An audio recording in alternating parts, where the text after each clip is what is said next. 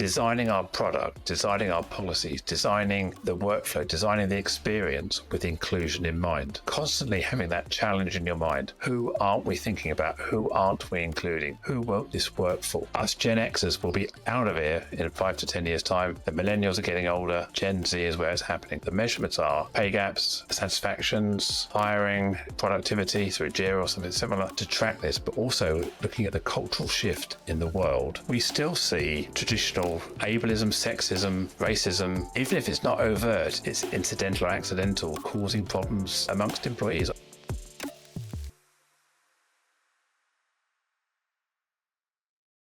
Joe, welcome to the Power of People Building podcast. Wonderful to have you on the show.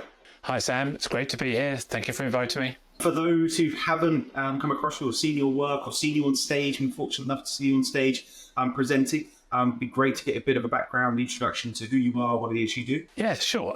So I am the inclusive culture expert. I mean, that sounds really sort of bigging myself up big time there. So I promote positive people experiences.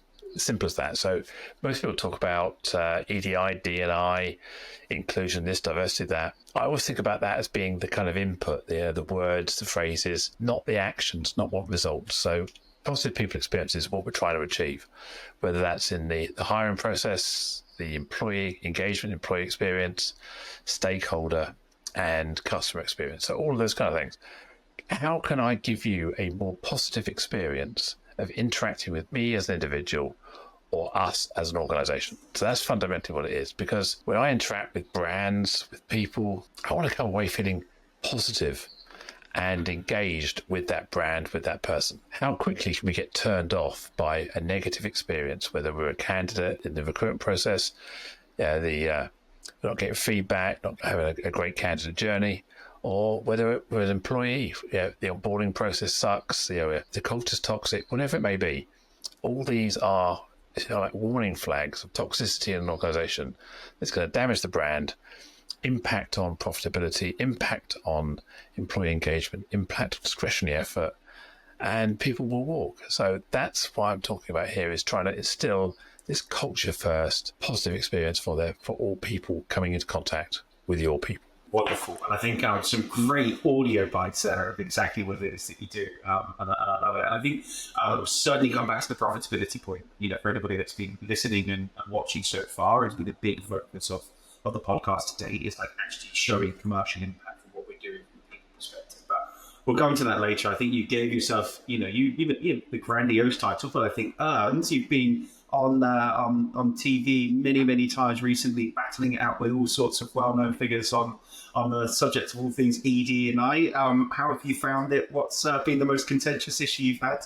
Well, yeah, you've noticed. I have shared it on LinkedIn. I've put it on socials. So, for your listeners, for your viewers, if you haven't kind of worked it out, I'm also a transgender woman.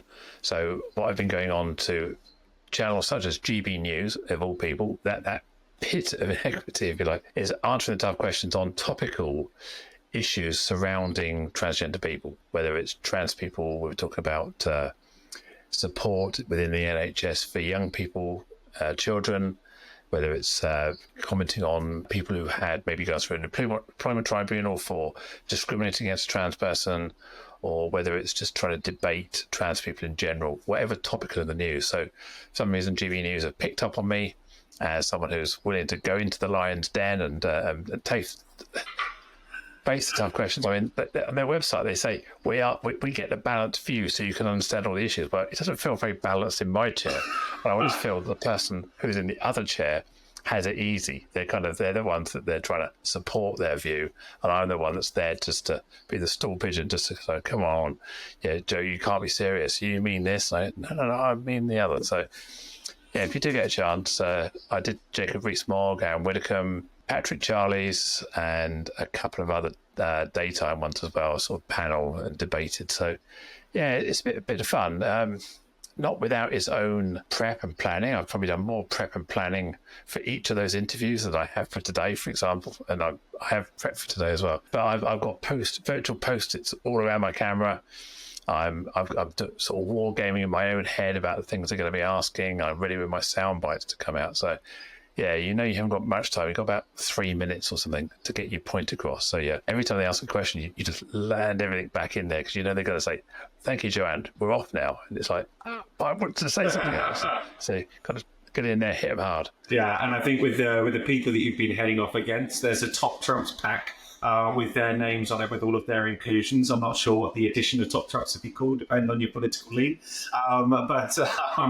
Yeah, I think Trumps probably. Yeah.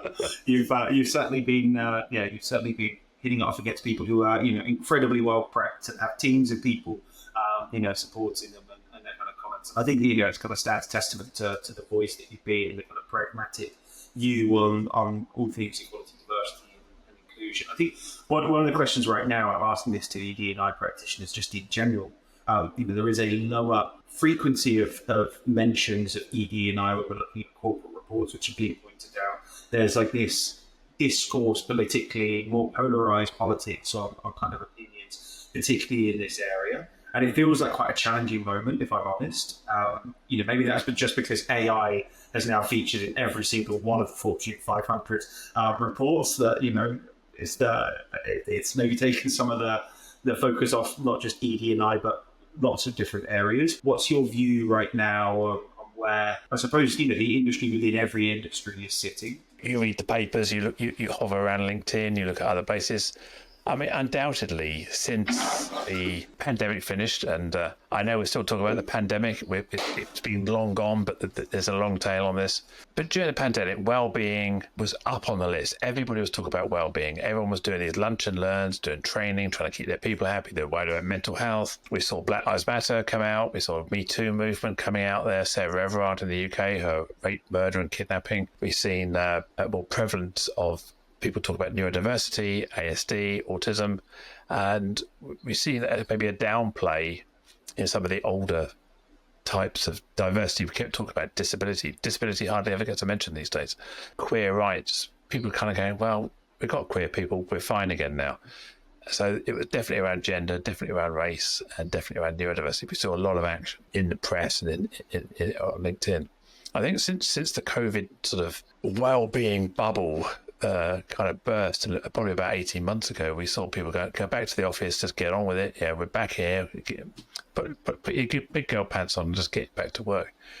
I'm not saying that well-being has fallen off the shelf and fallen out there completely, but we're seeing less prevalence of it. It's certainly being spoken about. And I think coupled with that, the political climate in the UK, we've seen our influential people in government talking about the fact that EDI initiatives have been a waste of money in the public sector. Just that whole narrative, plus the economic downturn, the cost of living crisis, the interest rates are high. Businesses don't have the same level of capital cash to invest in some training and development. Having said that, they're still investing in HR, they're still investing in leadership, they're still investing in, as you mentioned, AI. So they are investing. It's just not all the training budget is being taken away. It's just being diverted probably more around leadership and leadership development, which I'm actually a great fan of, because I think inclusive leadership is the core, and most of the leadership development training we're seeing out there has inclusion at its heart. How to be a great leader, lead with empathy, humility. All these are great inclusion type sound bites. So I think we need to recognise that EDI, the brand of EDI, is being called into question. Whether every organisation right now is calling into question, but there's certainly this rumble in the skies about EDI, waste of money, because people probably haven't seen a ROI, a return on investment, or a return on inclusion. Lots of initiatives, lots of unconscious bias talking, no measurable outcomes or actionable outcomes from this. Often we can throw that back at the organisation and say, well, hang on a minute, what were you expecting? What was your metrics? How are we going to measure this anyway? And many of them probably just jumped on the bandwagon without having an ROI in mind. How are they going to equate it? Is it just hire more women? Is it just hire more people who are black, more people who are with disability? Or were they looking for tangible gains? Yeah, increase the length of tenure, increase satisfaction, increase customer relevance, innovation, all the things we know. We've seen McKinsey, we've seen the stats, X% more this, Y% more that, if you're an inclusive company. But as I always maintain, just because the facts are there, they're not going to change you. The facts don't change you. You shouldn't eat red meat. You shouldn't drink red wine. You shouldn't drink beer to the excess. You shouldn't drive too fast. You shouldn't do all these things. But we do. So even though we know that being diverse and more inclusive as an organisation, putting our people first, being culture-led, even though we know that's going to bring dividends, we don't do it because sometimes there's a disconnect between what we know we should be doing, actually what we do. We do the easy. We do the thing in front of us. All of these biases we have in our head prioritise other things. It's kind of okay. It's kind of working. And the people who still hold the power and the privilege in organisations tend to be the incumbent. And this is not to demonise anybody, tend to be white, tend to be men, tend to be ingrained, tends to work. So why do we need to change? It's worked for all this time. We're doing all right. Let's cut back on that and invest in something else. AI is sexy. Let's invest in AI. Everybody wants their own private cloud to run their own AI these days and their own LLM. So, yeah.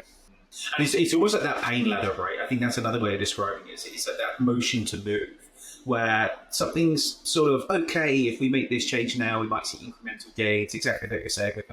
We could make some changes, we could do some stuff we're kind of pressing on okay, versus those burning existential issues, which are like, right now, if we don't make a change now, I'm either losing my job or the business is faltering and disappearing, which is where investment comes and where direction comes and drive. So I think part of that again is going to be relaying it back to where there's tangible value.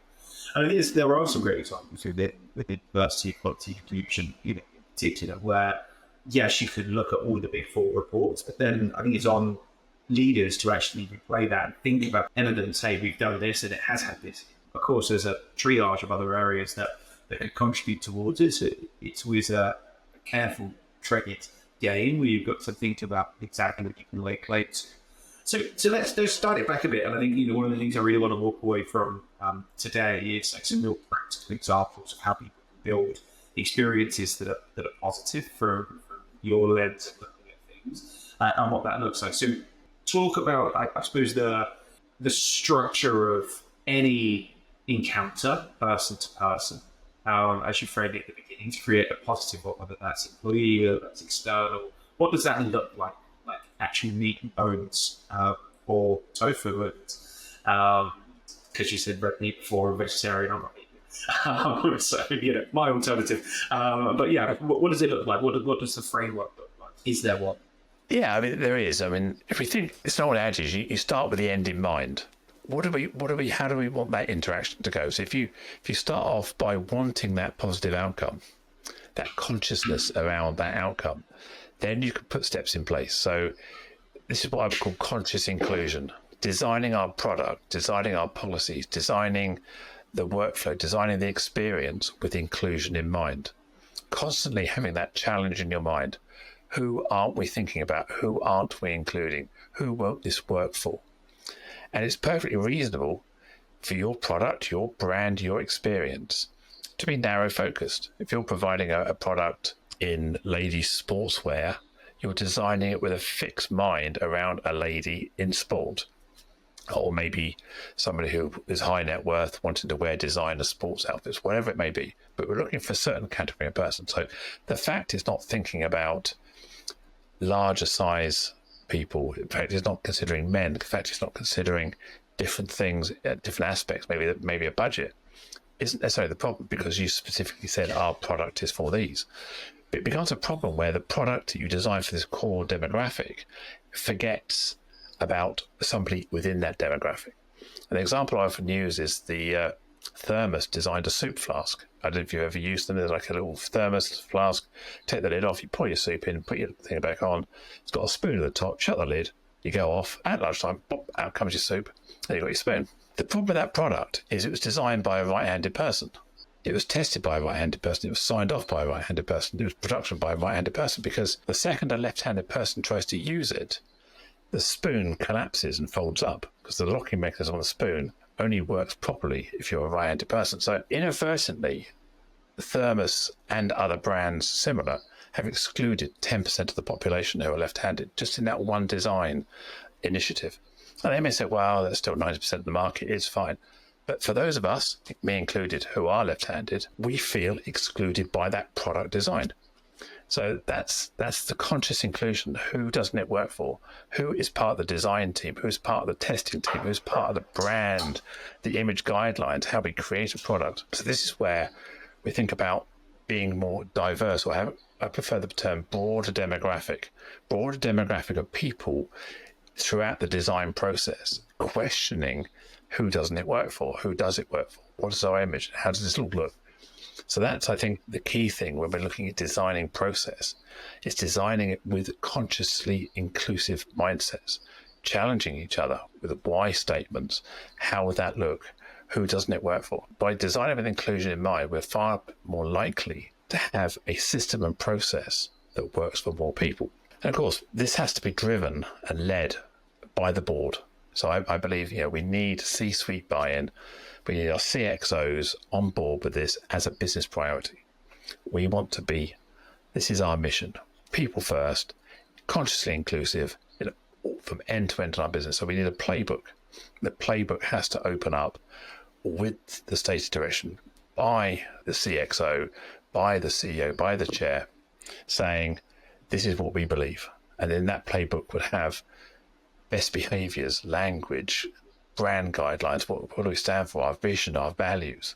All these things, I think, are all precursors to actually putting boots on the ground or spades in the ground. We've got to get the planning right. Too often we dive straight in to the process. A bit like hiring. We dive into the hiring process before we've worked out what we're trying to achieve. We've got to start, the playbook has to be there, working out our process, working out our inclusive leadership, working out our training deployment, our comms plan, how we're deploying it to people, the internal messaging. Then we start deploying the training with an outcome in mind. If the outcome is we want to increase retention, are we increasing retention? If we want to decrease failure rates and faults, are we getting more discretionary efforts of our sick times going down? Are people, the happiness quotient, if you like, the employee engagement, are people more engaged? Is there a sense of belonging? Are we measuring our culture? Are there less complaints? Is there less bullying? Is there less employment tribunals? All of these things are ways we can manage positive impact.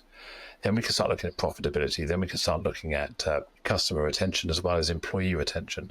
Because if we think about the number of people we actually employ in customer service, they're interacting with members of the public or members of business. Are those complaints going down? Are we addressing things? Are there less complaints that could be leveled at an EDI challenge around respect, or around recognizing someone's pronouns, or recognizing someone's pronouncing their name correctly, asking the right questions and being engaged with them? So there's a lot of things we can do here on this sort of roadmap, build in metrics and measurements right from the very beginning.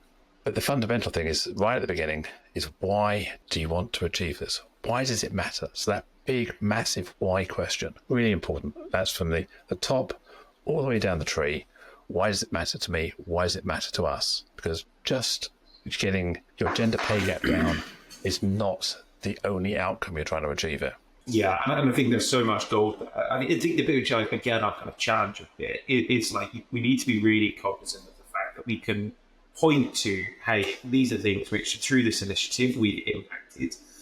So if it is customer retention, you need to call out some of those very, very specific examples that says due to the EDI program that we run, the training that we run, we've got more people from this community, so the word customers from that community, they feel a better affinity, they've got a better NPS, pronunciation, pronouns, all of those things. I think important and tangible. But then it's also this discourse between that activity and then the activity of our core business units that would have contributed towards that as well. I think we play this back from a talent acquisition perspective. A lot of guests on the show, we've been talking really about TA's impact and people impact within an org.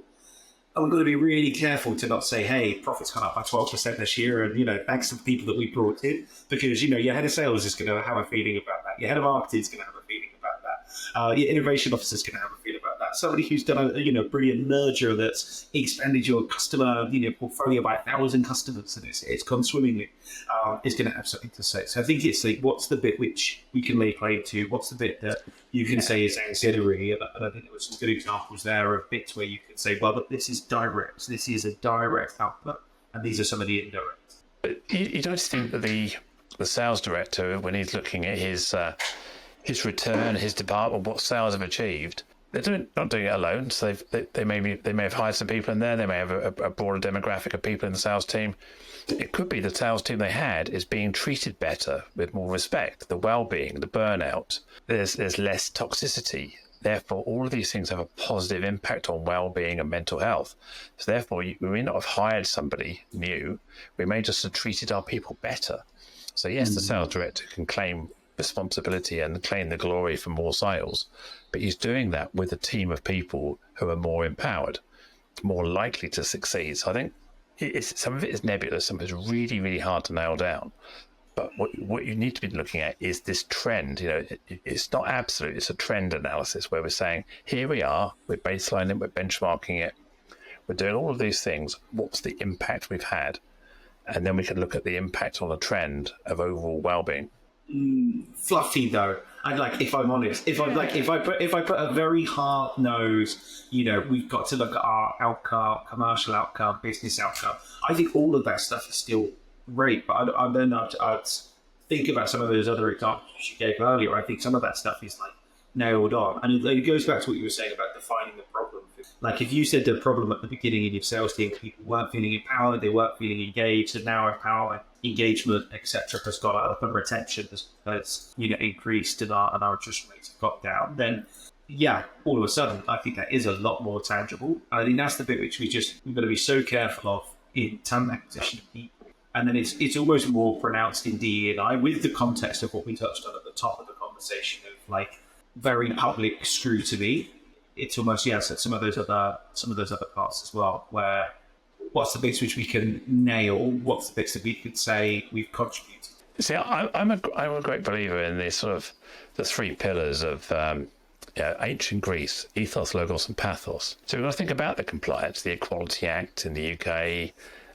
Making sure we're not being taken to employ, trying people, we're treating people fairly. We've also got the logos, the logical, so the business case, the real hard nose, bottom line benefit that we're trying to measure. But the pathos in the middle is the emotional connection to all of this. It's about how we treat our people. And if we lead with the business case, often what we do is we become inauthentic. You can smell it a mile off. You can see performative statements. You can see the culture from the boardroom down is all about profit driven, which I appreciate. Every business has to drive a bottom line. That's why we're in business, to make money. But it has to be done with some level of ethical foresight. We look at the newer generations, the Gen Zs and then the Gen Alphas following them. They want a more values-driven experience in their employment. So whilst you're saying, well, it doesn't make you, it's all fluffy and this stuff now, our workforce of the future, our workforce in 5 years' time, by the year 2030 at the latest, we'll have lots now of Gen Alphas and Gen Zs in our workforce. So we're going to have to start reflecting values-driven and workplace experience at a greater level than we've ever had to before. So yes, you can call it warm and fluffy now, or you can call it insightful workplace planning and creating a vision for how we want our workplaces to be in the future, because us Gen Xers will be out of here in 5 to 10 years' time. The millennials are getting older. Gen Z is where it's happening. So I think, yes, you can look at it now and say it's fluffy, but you won't be saying that in 10 years' time. We got to start doing this now. Yeah, and I think it's how do we make sure it's not fluffy, right? Because you can put real revenue values attached to each initiative, and I firmly believe you can. It's it's setting the expectations at the beginning. What's the formula that we're going to work to from the start? If we drive this change, so a great example was our 100 summit. I threw that same question out on diversity, equality, and inclusion. And the table of the group came back and said, well, we're going to look at our productivity of the team that doesn't have any female members in this tech team that we've got and this product that we're trying to roll out. And this is our productivity based on Jira. And then, hey, we brought a more diverse team, not just women into the team, but a more diverse team and a more inclusive way of working. And actually, here's our productivity. This is how the tickets have changed. And I think that's one metric, but then it's adding the extra layer to that is, yes, you've got the empowerment, and yes, you've got the engagement, but it's that last tangible bit of, okay, this is how much it would have cost us, so this is how much OpEx spending is there, which I think is then the next layer. If we could just boil it down to just empty seat cost, turnover hiring. I remember seeing some stats from the rec. A bad hire potentially costs you £120,000 to get it wrong. But to look at all the costs and that's 3 months of onboarding, and then realise actually they didn't work out. So if we can get the hiring process right, we can get the retention right, the empty seat cost goes down, or the recruitment marketing, or the people involved with the TA process goes down.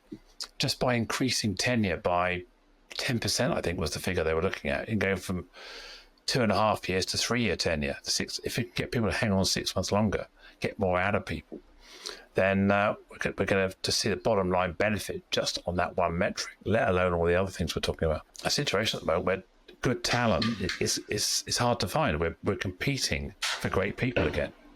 Certainly in some of the AI, some of the tech spaces, in great leadership, we find it hard to get on with people, and people are being more discerning and more choosy.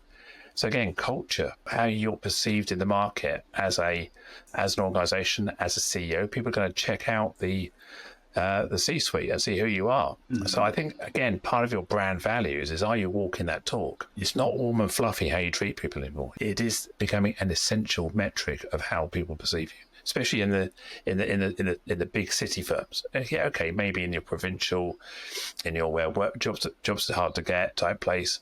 Yes, you may have, it may be more of a supply and demand. So it's plenty of supply, not enough demand out there. So you can be a bit more choosy. But I think when this, I hate this word, war for talent. We're all competing with the best people out there. We've got to have a differentiator, and it's got to be your culture. It's got to be what you're offering and how you treat people. That's got to be key. And I don't think that's warm and fluffy. No, I think it's indisputable that it should be the most important thing. It's just in the context of the macro economy. I think you've got to put some hard and fast to it. Yeah. And the bit which you touched on, which is hard and fast and indisputable, and it's almost like the legislative side of things as well, like almost the avoidance of potential tribunals, employment law, a big question. But how do you see the best route for employers avoiding, I suppose, the downside of getting things wrong at a big scale? We still see traditional ableism, sexism, racism, even if it's not overt, it's incidental or accidental, causing problems amongst employees. We can talk about the Me Too movement, and it's not all men. Most women I know have a story, how they've been driven out of an organisation, they felt made to feel terrible, they've had a boss that's being inappropriate, and most women I know will just walk away. They don't need the hassle. They're not interested in fighting this all the time. So they just walk away from these toxic environments. And of course, if you've got that sort of environment, they don't keep it to themselves. They talk amongst it with their friends. So what we end up doing is having an internal NPS score on the way down. We've got lots of 4s and 5s in there. And that will always outshine the 9s and 10s. The toxicity, the disgruntled, the quiet quitters will always cause the organisation to pull down. So from a compliance point of view, we have to make sure that we're not furthering those challenges, because one poor leader can impact a team. A team could be 20 people. That team is going to be driven down and overall impact the organisation. So every person counts. And we need to look at the impact our supervisors, leaders, our management structure have in the experience of employees. I did some work with Culture Amp a few years ago, and their ability to drive down and into their employee engagement stats and give insightful feedback to leaders about the real experience of person A versus person B within an organisation. The experience of a white male who's been with the organisation for 5 years in marketing is this. The experience of a black woman in her 20s in accounts is this. You can have this avatar of that feeling, and it's truly impactful. We can start looking at what's working, what isn't working within the organisation by measuring those and then benchmarking it against the industry norms, and then doing internal, what's working for there? Why isn't it working for here? Is it a supervisor? Is it the manager? Is it just the work? Is it lack of investment in training? Is it overloaded? So all these things could be insightful. They could be wrapped up in the employee engagement experience with a DEI lens, or a DEI with employee engagement lens. But we need the people metrics. We need the data to drive these decisions. Because if we haven't got data, we haven't got metrics, how do we know if we're improving, if our trend is going up, or we're just throwing money at something and expecting it to get better without a strategy. And that's critical. And I think every part of this conversation is really tail back to data, metrics, measuring, reporting, detailing back. Maybe I'll set the preface for the question, and maybe there's deeper depth. But you mentioned before, of having that top-down sponsorship of any program that you're running. What would you say, big driving factors? What's worked well in programs that you've seen? Because that can often be the challenge of bringing this to the table and making sure it's delivered upon rather than something performative, which can often be the case. Again, I come back to what I was saying earlier about finding your why. I see many organizations looking to improve their gender pay gaps, which is, there should be. There's no mistake, there should be. For those who don't understand about mean pay versus equal pay, mean pay is the average reward that a person who's a man gets, the average within the whole organization, the average that people who are women get within the whole organization. And what we find is we're often top heavy in higher paid men in organizations, therefore their pay gap will be adversely affected by the ratio of senior people who are paid more. So it's not about equal pay for equal jobs. That's the law anyway. Pay gap is about recognizing the disparity between lower paid women and higher paid men in the organization. So by using those sort of metrics, say, well, we want to improve that pay gap. We've got a tangible measurement. We can see it. We can also see who are the people who are highly paid, who are the people who aren't. How do we change that balance?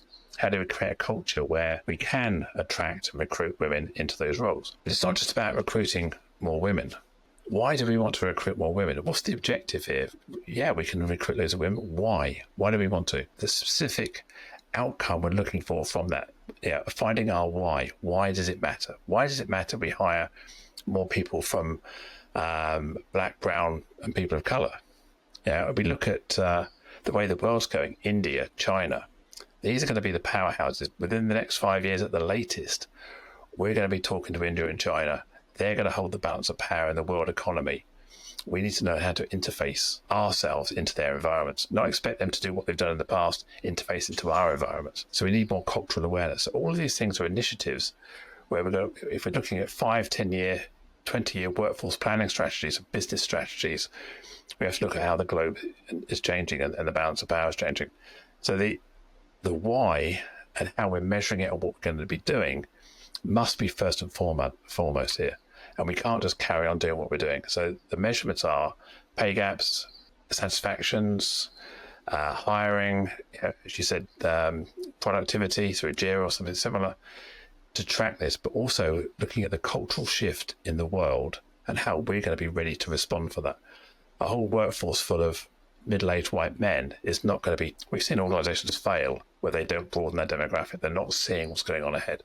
So I think that's the key here, is we need to be ready to reinvent and reinvent and reinvent. And then we need that talent pipeline of innovation to come through, and we've got to treat them fairly. I don't know if I answered the question now. I kind of went off on my soapbox. No. I think I love the soapbox. But no, definitely, points there to kind of take away. And I think the ones which I kind of double click on is, going back to the why, right? Why are we actually doing this? Why are we having this conversation?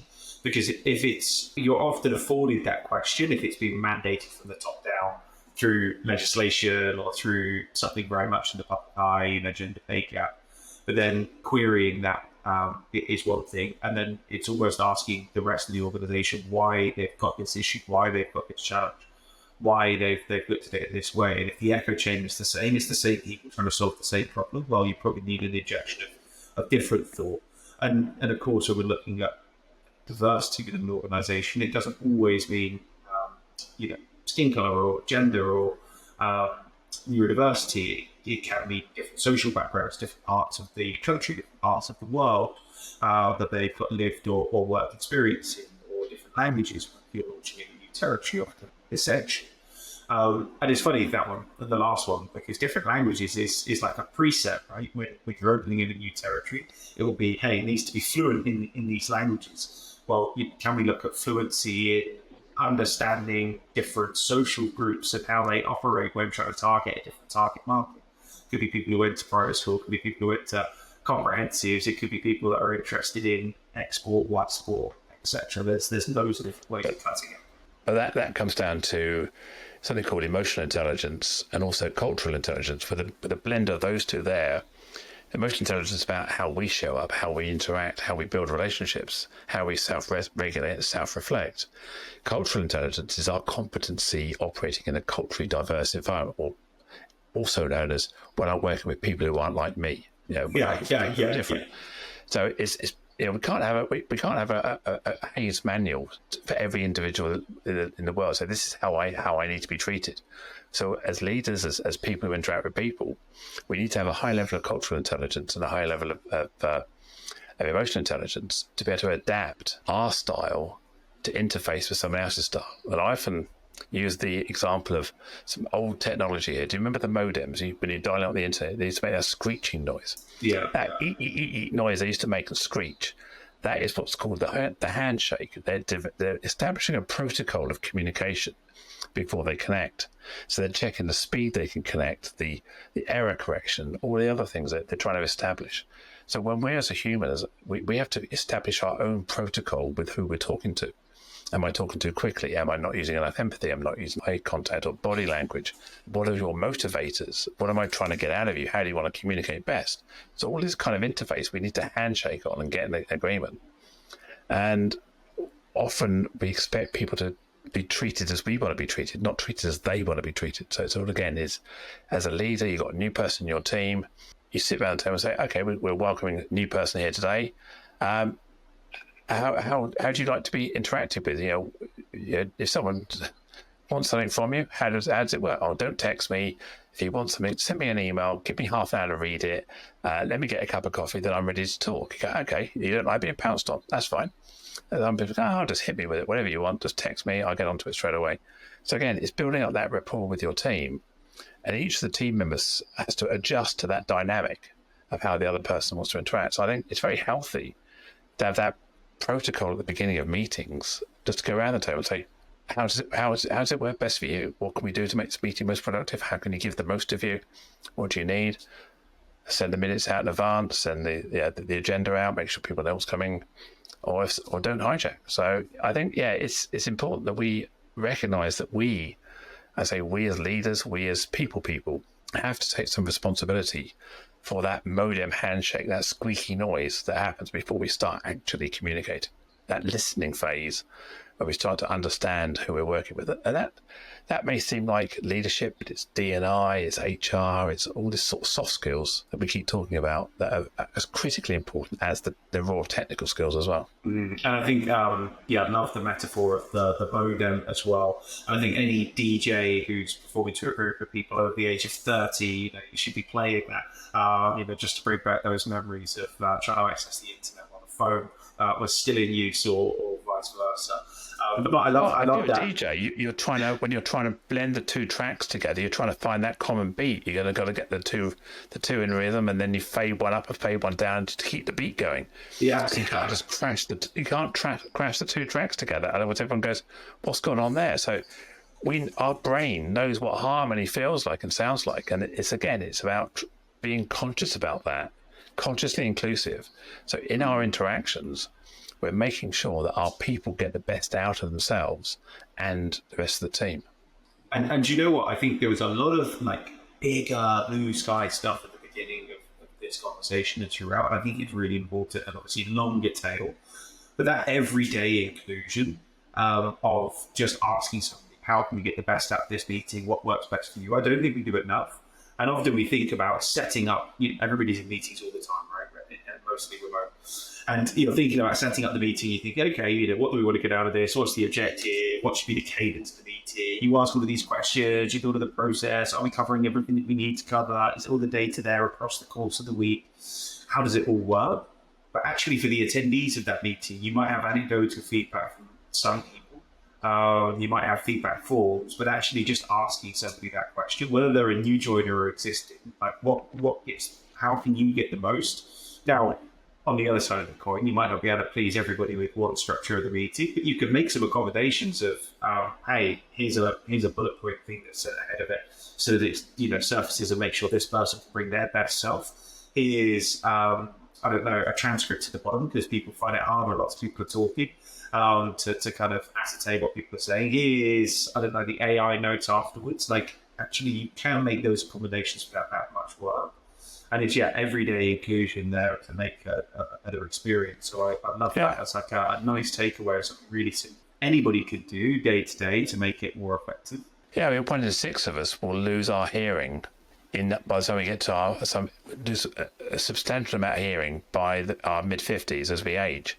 So we have to recognise that hearing loss is something that's going to come to many people in our workforces. I was running some training probably during lockdown for some housing associations, and we were delivering this, and it suddenly occurred to me that some of the people joining this training course were on their phone, and I sort of said to them, well, this doesn't work very well from a phone. Better off sitting in front of a PC or a laptop or whatever in the office. And they said, well, I'm field based. I'm a Corgi registered plumber, whatever they call it. I'm a grounds person. I'm here to do this, that, the other. And I said, so you're sitting in your car with your phone on your steering wheel, engaging in training. And I went back to the L&D person I was liaising with and said, hey, this is ridiculous. You're giving a 2-tier experience from your head office people to your field-based people. What you're saying is your field-based people, you recognise they're not getting the full benefit of this training. You're allowed to do this in the car, probably having the sandwiches, having lunch, and doing it this way. I said, can't you bring people into the office? Well, it's too difficult. Right? So when you think about inclusion, the people you're training or spending money on are not getting the benefit from these sessions because they're not in the environment with the tools to enable to succeed. That word equity. How do you give that person equity to succeed? Give them the afternoon off. You're paying a lot of money for the training. Get them into the office, get them to do the training, rather than expect them to still service 4 boilers by 5 o'clock in the evening. Yeah. The training's there's got to be a compromise in this. I think it's recognising the accessibility from head office to field-based, look at the employee experience. I'm doing some work with a large manufacturer, and the differential of experience between the hourly paid shop floor people and the head office salary people is phenomenal. The head office is a lovely, warm, cuddly, everybody's doing all the talking and being nice to each other. Shop floor is toxic. There's racism, there's sexism, there's tribunals, there's people leaving, there's arguments, and they're really fraught. And that's because the culture on the shop floor and the hourly paid is of that ilk. It's generations behind. So when we talk about inclusion and DEI initiatives, that's one thing I'm talking to them about, is how do we look at trying to address the culture of the hourly paid. Because again, we've got Gen Z coming along. They're not going to stand for that. The workforce of next week, not necessarily the future, for next week and the week after, are younger people who want values-led. They'll go work at McDonald's. They get treated better at McDonald's on minimum wage than they would on the shop floor of a manufacturing plant at the moment. So it's really, really important to think in terms of the differential experience as well. 100%. And I think, every organization's culture is you've got microcultures within every team, business unit. To bring parity in it is definitely a difficult challenge. But I love the framing of this conversation. I love everything we kind of talked through. I've certainly not been as difficult, I hope, as some of your other counterparts, because we've had a two-way dialogue in recent weeks and months. And I'd advise anybody, to follow Joanne and everything that you do. Loads of awesome content that I've been able to sit in front and take kind of practical advice from. Really deliverable things which you can take back to an organization. You've got a super slick booking page on your own website as well, which I love for kind of quick chats. So definitely follow Activate. You're really valued conversation today. Thank you for everything you brought. Pleasure, Sam. I've really enjoyed it, and you're a pussycat compared with Dan. I hope so too. Wonderful. Speak soon. Cheers.